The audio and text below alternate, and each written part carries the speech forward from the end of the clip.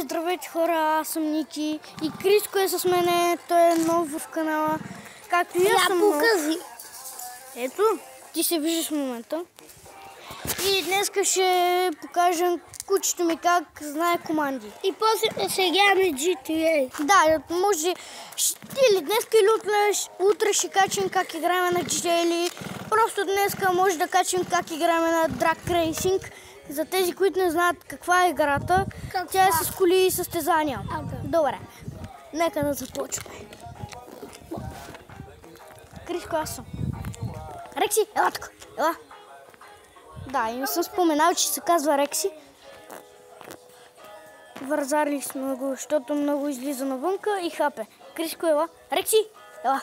Ела тук, ела. Ела. Рекс. Дай лапа. Рекси, дай лапа. Браво. Заповядай. Заповядай. Айде, вземи гранулата. Криско, ти ще снимаш. Ама виж да снимаш добре. Ето, Криско хора ще снима. Ще снимаш мене с кучето. Ама, Криско, гледай да снимаш добре, моля те. Ти не се виждаш. Как не се виждам? Аз не се. Чакай тя да се отдалечи. А сега? Чакай, защото аз се виждам. Да. Вижда се, хайде отивай. Рекси! Рекси! Ела! Аре бе, Рекси. Значи, като искам да качвам, YouTube видео, че не слушаш. Така ли? Ето, реши. И да ела.